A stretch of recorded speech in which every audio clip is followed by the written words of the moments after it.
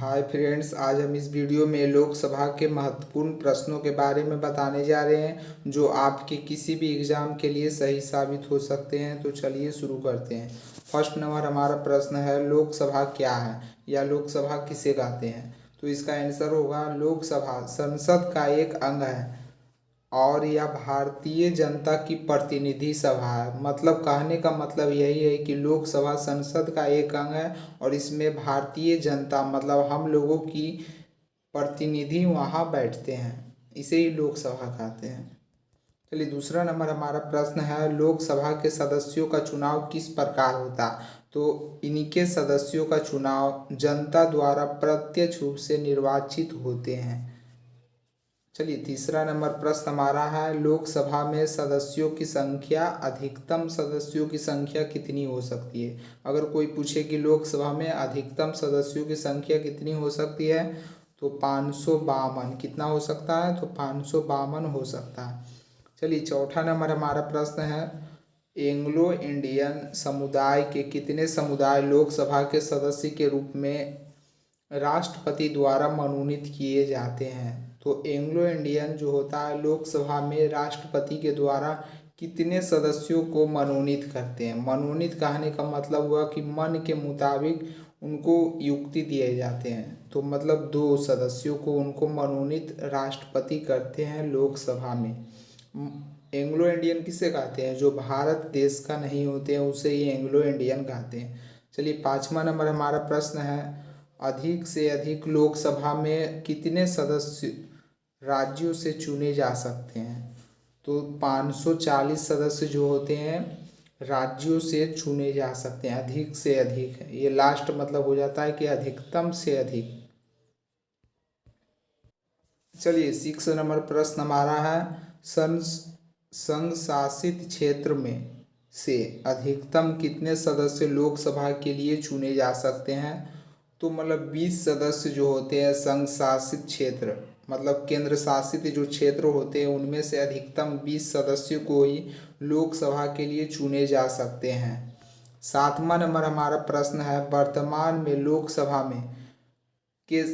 लोकसभा के सदस्यों की संख्या कितनी है। तो इसके सदस्यों की जो संख्या है वर्तमान में 545 है, जिनमें 530 राज्यों से हैं तथा 13 संघ शासित क्षेत्र मतलब कि केंद्र शासित क्षेत्रों से तथा 2 राष्ट्रपति द्वारा मनोनीत किए जाते हैं जो एंग्लो इंडियन।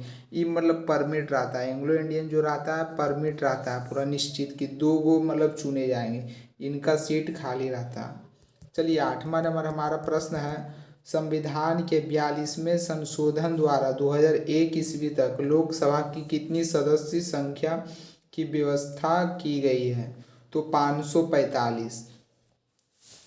या कौन से संशोधन द्वारा, तो अगस्त 2000 में लोकसभा में सरकार द्वारा मतलब लिए गए फैसले के अनुसार लोकसभा में सदस्यों की संख्या 545 होगी जो 2026 ईस्वी तक बनी रहेगी।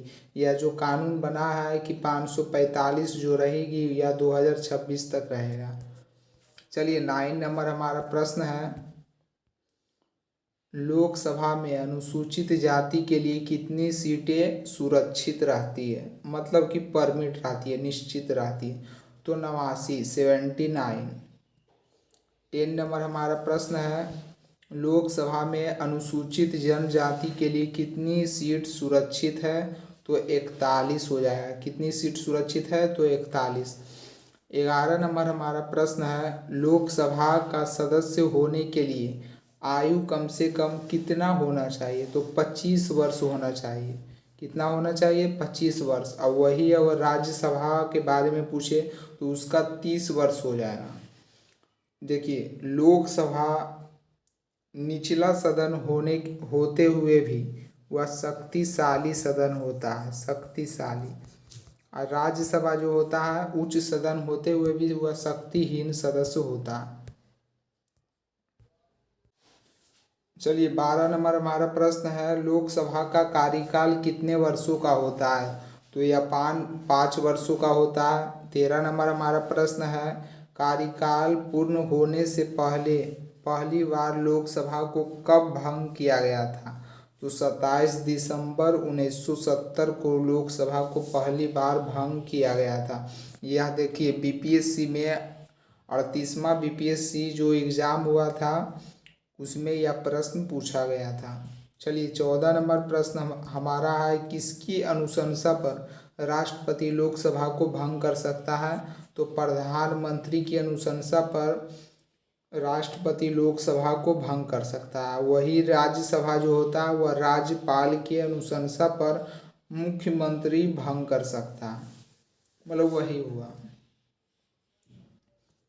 चलिए 15 नंबर हमारा प्रश्न है, लोकसभा के अधिवेशन को सुचारू रूप से चलाने के लिए कितने पदाधिकारी की आवश्यकता होती है, उसे क्या कहते हैं? तो लोकसभा अध्यक्ष कहते हैं, जिसे अंग्रेजी में स्पीकर कहते हैं। क्या कहते हैं? स्पीकर। लोकसभा अध्यक्ष जो लोकसभा का उच्च अधिकार, ये पदाधिकारी जो होते हैं उसे लोकसभा अध्यक्ष कहते हैं। इसमें एक सदस्य और होते हैं, उप अध्यक्ष होते हैं, लोकसभा उपाध्यक्ष।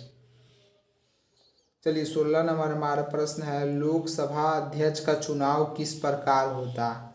तो उन लोकसभा के सदस्य आपस में मिलकर एक अध्यक्ष का चुनाव करते हैं। मतलब लोकसभा के जितने सदस्य होते हैं वे आपस में ही मिल जाते हैं, बैठकर एक अध्यक्ष का चुनाव करते हैं कि ये हमारे अध्यक्ष रहेंगे। चलिए 17 नंबर हमारा प्रश्न है, लोकसभा अध्यक्ष की अनुपस्थिति में उनका दायित्व का निर्वाह कौन करता है? तो लोकसभा उपाध्यक्ष। बताए ना अभी, मतलब कि लोकसभा उपाध्यक्ष लोकसभा अध्यक्ष के ऊपर थोड़ा होते हैं। मतलब कि लोकसभा अध्यक्ष अगर अनुपस्थित होते हैं तो उनके देख रेख, उनके कार्यों की देख रेख लोकसभा के उपाध्यक्ष के द्वारा की जाती है। चलिए 18 नंबर प्रश्न हमारा है, लोकसभा के उपाध्यक्ष का चुनाव किस प्रकार होता है? तो लोकसभा के सदस्य आपस में इनका चुनाव करते हैं। मतलब जिस प्रकार लोकसभा अध्यक्ष का चुनाव होता है उसी प्रकार लोकसभा उपाध्यक्ष का भी चुनाव हो जाता है। चलिए 19 नंबर हमारा प्रश्न है, लोकसभा का सभापति कौन होता है? तो लोकसभा अध्यक्ष, जिसे स्पीकर कहते हैं अंग्रेजी में, स्पीकर। लोकसभा का सभापति कौन होता है? तो लोकसभा अध्यक्ष होता है।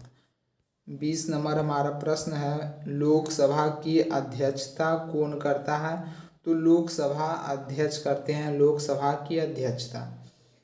21 नंबर हमारा प्रश्न है, लोकसभा अध्यक्ष को कितना मासिक वेतन मिलता है? तो लोकसभा अध्यक्ष को 1,25,000 रुपया मासिक वेतन मिलता है। चलिए 22 नंबर हमारा प्रश्न है, लोकसभा के सदस्यों को कितने मासिक वेतन मिलता है? लोकसभा के जो सदस्य होते हैं उनको कितना मासिक वेतन मिलता है? तो उनको 80,000 रुपया मंथली मिलता है। 23 नंबर हमारा लास्ट प्रश्न है, देखिए लोकसभा का अधिवेशन कौन बुलाता है? तो राष्ट्रपति बुलाते हैं लोकसभा का अधिवेशन। हम आपको बता दें कि लोकसभा किसे कहते हैं। देखिए एक मिनट रुकिए। देखिए अगर कोई पूछे कि लोकसभा और राज्यसभा में क्या अंतर है तो आप इसको इस तरीके से भी बता सकते हैं। लोकसभा निम्न सदन होते हुए भी, निम्न सदन इसे कहते हैं, निम्न सदन इसे कहते हैं, लेकिन यह शक्तिशाली सदस्य होता है, शक्तिशाली सदन होते हैं, शक्तिशाली।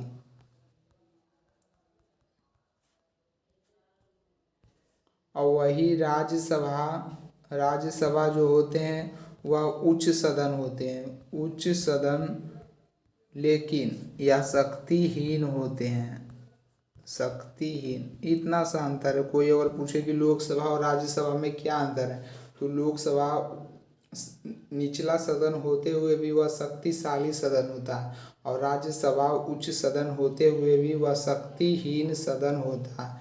इतना ही अंतर होता है, बाकी सब सेम है। अगर यह वीडियो अच्छी लगी हो तो इसे लाइक और सब्सक्राइब जरूर करें।